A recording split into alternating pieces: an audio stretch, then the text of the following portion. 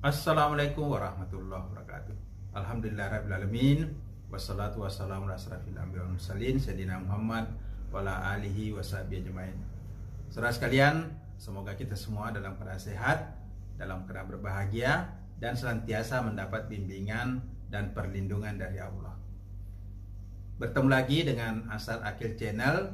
Pada kesempatan ini kita akan kembali mereview, menganalisis sebuah berita sebagai cara kita untuk lebih memahami, lebih mengerti, lebih bijak, lebih cerdas di dalam menerima dan menggunakan informasi di dalam kehidupan kita.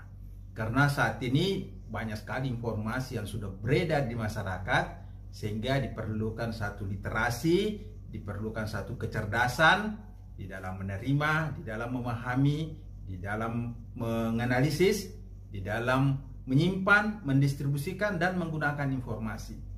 Sehingga kita berharap pada masa-masa selanjutnya tidak ada lagi berita hoax, berita-berita yang meresahkan dan menyusahkan masyarakat.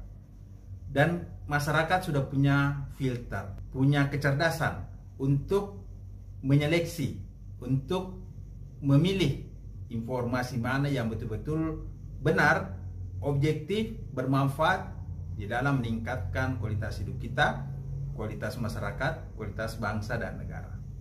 Nah, pada kesempatan ini kita akan membahas, menganalisis satu berita yang dimuat tv1news.com dengan judul berita hasil polling ILC jika Pilpres dilakukan hari ini 65% pilih Anies Baswedan. Berita ini dimuat di tv1news.com edisi Sabtu 22 April 2023. Nah, saudara sekalian, kita masih membahas mengenai survei atau polling, jajak pendapat. Ini adalah salah satu cara ilmiah untuk mengetahui pikiran-pikiran dari masyarakat mengenai satu isu, mengenai satu topik yang sedang berkembang, yang sementara menjadi pembicaraan di kalangan masyarakat. Jadi polling ini adalah cara yang ilmiah, sistematis untuk mengetahui opini publik, sehingga hasil dari polling itu bersifat general, bersifat umum, untuk menangkap apa pikiran-pikiran yang berkembang di dalam masyarakat, baik terhadap isu-isu yang nampak maupun terhadap isu-isu yang masih laten atau belum muncul ke permukaan. Nah, masalah capres, isu capres ini sudah menjadi berita hangat di media maupun di masyarakat. ILC telah melakukan satu polling, ya, atau jajak pendapat untuk mengetahui siapa capres yang dipilih oleh masyarakat jika pemilihan presiden dilaksanakan pada hari ini atau pada saat polling ini dilaksanakan. Nah, ini tentu menarik, ya, karena kita ingin mengetahui sejauh mana masyarakat itu sudah punya pilihan terhadap nama-nama capres yang sudah ada saat ini. Melalui satu polling yang bersifat terbuka, yang bersifat sistematis, yang bersifat umum, sehingga hasilnya bisa diterima oleh seluruh masyarakat karena bersifat objektif dan dapat dipertanggungjawabkan hasil dari polling itu. Nah, kita akan membacakan poin-poin dari berita yang ada di tv1news.com. Jakarta, tv1news.com. Pasca PDI Perjuangan mengumumkan Ganjar Pranowo menjadi capres, Indonesia Lawyers Club melalui akun Twitter @ILC Talkshow melakukan polling secara terbuka. Polling ini dilakukan dalam periode 1 hari, yaitu Jumat 14.24 WIB sampai Sabtu 14.24 WIB. Nah, memang berkembang di dalam survei ataupun bagi pengamat bahwa pemilihan capres dari PDIP akan mempengaruhi konstelasi, ya, mempengaruhi peta dukungan kepada capres ini, dan juga berarti mempengaruhi peta pemilih dari capres yang sudah ditentukan atau dipilih oleh partai politik atau partai koalisi. Nah, salah satu yang sangat ditunggu adalah siapa capres yang dipilih oleh PDI Perjuangan dan telah dipilih, yaitu Ganjar Pranowo. Nah, bagaimana pemilihan masyarakat setelah Ganjar ini ditentukan oleh PDI Perjuangan? Nah, ini polling dari ILC ingin mengetahui kemana pilihan masyarakat itu setelah PDI Perjuangan menetapkan capresnya, ya. Dengan pertanyaan, jika pemilu diadakan hari ini, siapa pilihan Anda? Nah, dari 60.447 voters atau pemilih, ya, diraih hasil akhir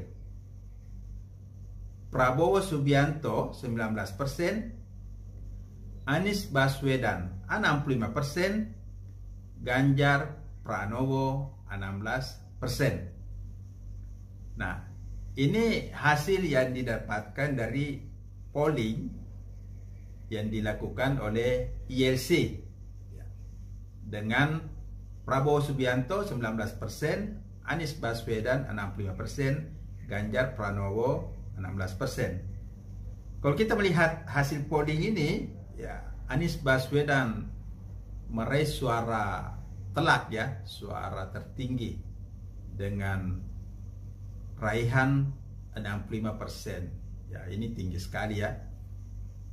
Jadi menang telak dibanding dua capres yang lain. Ini berdasarkan hasil polling, hasil pilihan dari pemilih yang dilakukan oleh ILC Talkshow, ya, ketika melakukan polling.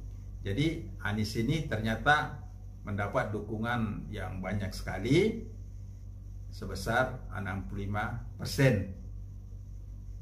Kemudian yang kedua adalah Prabowo Subianto dengan perolehan 19%. Ya, ini Prabowo mendapat suara kedua, ya, setelah Anies Baswedan. Nah, tentu Prabowo ini juga memiliki pertimbangan, ya, dari pemilih yang ikut polling ini, sehingga mendapatkan suara atau mendapatkan dukungan sebanyak 19%. Kemudian Ganjar Pranowo yang sudah dicalonkan oleh PDI Perjuangan mendapatkan suara 16%. Ya, ini memang suara yang paling kecil, ya, dari ketiga capres yang dipilih di dalam polling ini. Ganjar Pranowo mendapatkan 16%. Nah, tentu juga pemilih ini mempunyai pertimbangan di dalam memutuskan siapa yang mereka pilih sebagai capres jika Pilpres itu dilaksanakan. Nah, ini kita lihat hasilnya dari polling ini. Anies Baswedan 65% menang telak, Prabowo Subianto 19%, dan Ganjar Pranowo 16%. Ketiga calon ini merepresentasikan capres yang diharapkan nanti akan mengikuti pemilihan ya pada Pilpres 2024. Sehingga ketiga tokoh ini yang sudah dicalonkan oleh partai maupun koalisi itu diharapkan memiliki dukungan ya dari masyarakat, karena partai-partai ini telah memilih capres ini untuk berlaga, untuk bertanding nanti berkompetisi di Pilpres 2024. Ya. Seperti diketahui, Anies Baswedan sebelumnya sudah dicalonkan menjadi capres oleh Partai Nasdem, Partai Demokrat, dan PKS. Sementara Prabowo Subianto dicalonkan oleh Partai Gerindra dan PKB. Sedangkan Ganjar Pranowo telah ditetapkan sebagai capres dari PDI Perjuangan. Jadi saudara sekalian, ini hasil polling yang menarik untuk kita analisis, bahwa polling ini adalah satu metode ilmiah untuk mengetahui pendapat, pikiran-pikiran, pilihan-pilihan yang menjadi keinginan, harapan dari masyarakat, dari seluruh bangsa Indonesia yang direpresentasikan oleh pemilih atau orang-orang yang mengikuti polling. Nah, saudara sekalian, memang penting sekali lembaga-lembaga independen itu melaksanakan jajak pendapat, polling atau survei. Karena polling yang dilaksanakan oleh misalnya media secara terbuka seperti yang dilakukan oleh ILC itu bersifat terbuka ya, dan bisa dipertanggungjawabkan hasilnya secara objektif, rasional, empirik sesuai dengan prinsip-prinsip ilmiah. Nah, hasil dari polling yang dilaksanakan secara terbuka ini penting sekali sebagai pembanding terhadap polling-polling yang dilakukan oleh lembaga lain atau hasil survei yang dilakukan oleh lembaga survei secara tertutup. Karena itu perlu ada lembaga-lembaga independen yang melakukan survei sebagai pembanding, baik itu dari media, dari organisasi-organisasi sosial, ataupun dari perguruan tinggi. Jadi hasil polling ini, hasil survei ini nanti menjadi satu masukan ya sebagai feedback agar capres dan partai atau koalisi itu melakukan strategi di dalam merumuskan cara-cara baru untuk mendapatkan suara mayoritas pada masyarakat atau rakyat Indonesia. Demikian, semoga bermanfaat. Wassalamualaikum warahmatullahi wabarakatuh.